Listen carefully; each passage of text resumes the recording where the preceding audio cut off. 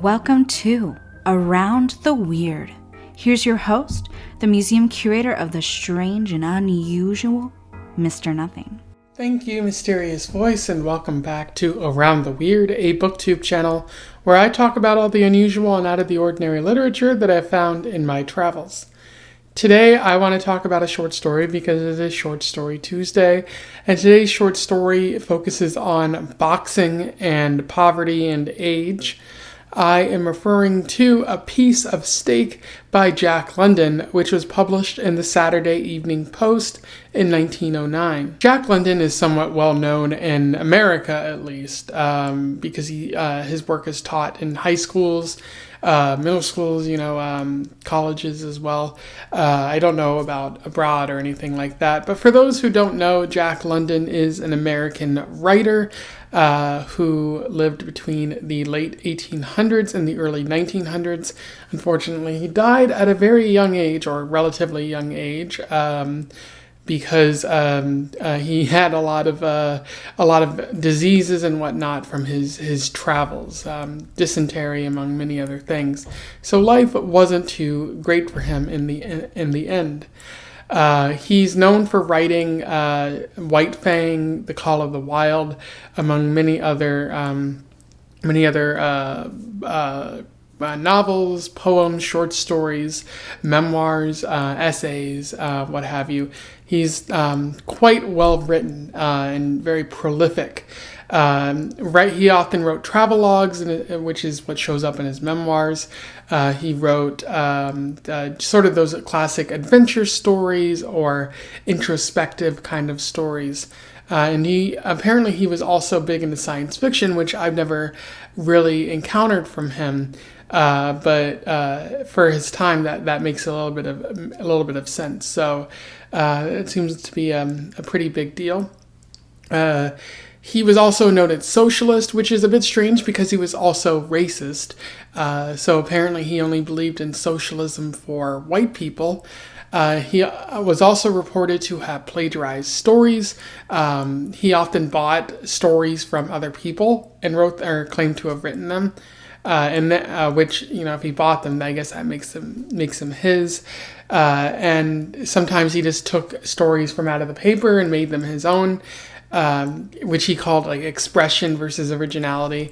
And he was also part of the eugenics movement, which is all terribly unfortunate. Seems like a bit of a trash human at times, although he's dead, so we can't exactly cancel him now.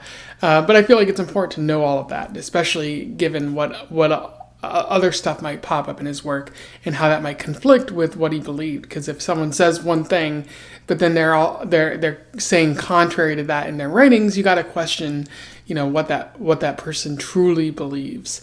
But yeah, without further ado, let's talk about A Piece of Steak. I will do a summary, a little bit of analysis, and we will move on from there. So A Piece of Steak focuses on Tom King. He is an aging, poor boxer. At the start of the story, we see that he's ate dinner, but he sent his wife and him have sent their kids to bed early so that they don't have to deal with their hunger, because they can't really afford to buy more food, and they can't afford to pay their rent either. And they pretty much rely on Tom to fight at least once a week or a month or something like that in order to pay for their housing and their food and all their bills. And so Tom at this point is like, oh, I'd love a piece of steak. Hey, that's the name of the story. But they can't, none of the butchers were willing to give him a piece of steak. And so he has to fight, feeling a little bit hungry. And he has a bunch of regrets as well. He thinks about how he should have picked another trade, and how he regrets not really being able to provide for his family. But he makes his way to the boxing match where a bunch of other young fighters are fighting, and he's been tasked with fighting a man named Sandell. I think Sandell is a New Zealander, and King is seen as sort of the sort of barrier, the proving ground. If you fight and beat King, that means you're destined for the main event, destined for greater things. And if you don't, well, sorry, it was nice knowing you. And being a fan of wrestling, I see a lot of people who are treated that way, who aren't necessarily in the main event, but they're sort of the barrier for entry. If you can have a good match with this person, you can be elevated into main event status. King seems to be that, although with this it's more like actual fighting, whereas wrestling is fake. And as the fight begins, King is very slow, but he looks very promising in that it's clear that Sandel is wasting a lot of his youthful energy in order to get some hits in on King, but King is standing firm. Throughout the fight, King throws a few punches. He can't throw too many because his knuckles are worn out from his years of fighting and his arteries hurt. So he manages to get a few hits in, almost knocking out Sandel, but he keeps rising back up. The fight is almost stopped by the police at one point, but Sandel convinces them to keep going. And at one point, King knocks down Sandel, and Sandel manages to get up, and King realizes he has to go in for the kill at this point, thinking about the steak that he can't quite have and how it's all making him very angry. And he has a chance to get a few hits in before Sandel recovers his energy. Unfortunately, he's so worn out that he's not able to get those hits in, and eventually Sandel manages to knock him out. He wakes up and shakes hands with Sandel. He's kind of apathetic about the entire thing. He's still feeling that immense hunger and noting that the steak probably would have helped him win the fight. And as the story comes to a close, he's sitting on a bench thinking about how he's going to provide for his family, and noting that he could probably go to work for the Navy Pier, but it's going to be at least a week before he can feed his family, before he can go to work, because his knuckles and whatnot are hurting, and he's just crying on the bench as the story comes to a close. In terms of analysis, boy, is this depressing. It's a very sad story, but Jack London has a couple points that he's trying to make here. One thing that Jack London is talking about is the idea of youth versus age.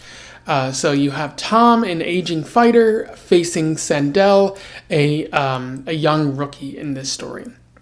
Tom has knowledge on his side, he has experience on his side, but he's worn out. And not only that, but he's hungry from years of fighting without actually making it to the big time, or without picking another trade and having a more steady source of income. Because if he wins, he gets like 30 quid, and if he loses, he gets nothing.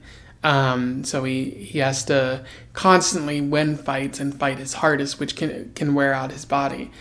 So although he does have that experience, he is constantly worn out, and he might not make it much longer, because these fights can really be testing on the body. And meanwhile, there's also Sandel and much of the other young fighters who do have that energy, who have the passion, who have sort of the strength that Tom no longer has. But they don't have that experience. They come into the fight and they start swinging away without any thought of conditioning, of pacing, of making sure that they don't exert all their strength before the end of the first couple of rounds. And Tom plans to use that to his benefit, just using his body as a sponge to soak up all of Sandel's hits. So it appears that in some ways age is very valuable here. But as we see later in the fight, youth will be served, as Tom notes. It's something that was told to him in a previous fight. Allow me to read you a quote from this. "Youth will be served." This saying flashed into King's mind, and he remembered the first time he had heard it, the night when he had put away Stosher Bill. The toff who had brought him a drink after the fight patted him on the shoulder and used the words, "Youth will be served." The toff was right, and on that night in the long ago, he had been the youth, Tonight, youth sat in the opposite corner. And there you sort of see where Tom is right now, kind of noting like he can't put Sandal away because he has youth, he has energy that Tom no longer has. And youth will be served, which is saying that I think means that youth will be kind of praised by old age, that old age will bow before youth in the end. That youth is king, as Jack London is trying to get at here. And indeed it is, because Sandal ends up winning the fight. Youth will be served because Tom has expended all of his energy, and now he can only sit there or stand there and try to defend himself, as Sandal comes back with all his strength and just knocks Tom out. So in essence, Tom is boxing Sandal, but what he's actually fighting is the concept of youth in this story. Or you could say it's age versus youth, in that youth is coming out the victor, as it always does. And this is a very sad story, because you want to root for Tom and his family, because he's trying his best to provide for them. But there's only going to be one outcome, because as Jack London notes, like youth is always going to come out on top. If Jack won, sure, that'd be noble, but that's not how these things go in real life. Another interesting thing about this story is Tom's regrets, or just regret in general, that Jack London is trying to get at.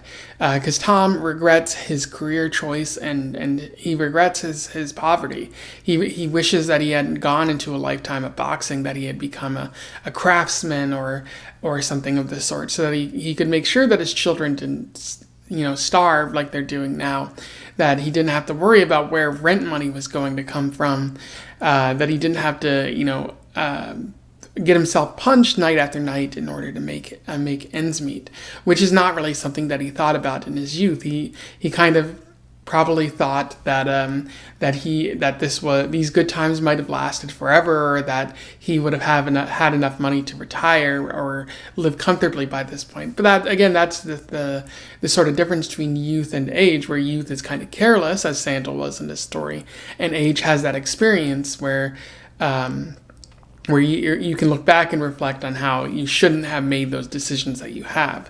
And the piece of steak is really the focus of this story. Like, he regrets not being able to have that piece of steak before the fight, because that could have pushed him over the edge and been the thing that helped him win. But it's also the regret of the poverty. It's the frustration with society as well for not helping him, for overcharging for steak, or maybe not having the meat available that he needs, or that not being able to provide assistance in any sort of meaningful way, at least at this point, for his hungry family, for his family that needs housing and whatnot.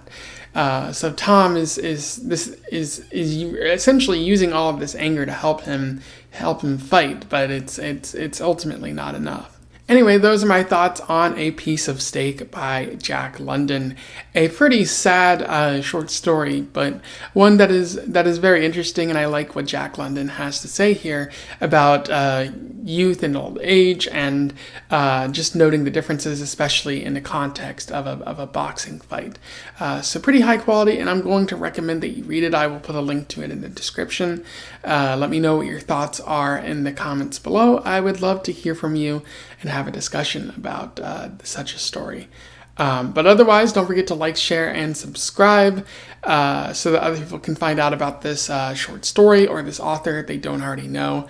I probably won't be exploring Jack London in the future, or at least in the immediate future, just because of his weird, problematic beliefs, and I just don't want to amplify someone who was a racist eugenicist, which I'm doing here, unfortunately. But yeah, be sure to like, share, and subscribe to all that, and join the Discord as well if you're interested in talking about more than books or movies or video games or whatnot. And until then, I wish you the best of luck in your weird and boxing-related travels. Farewell.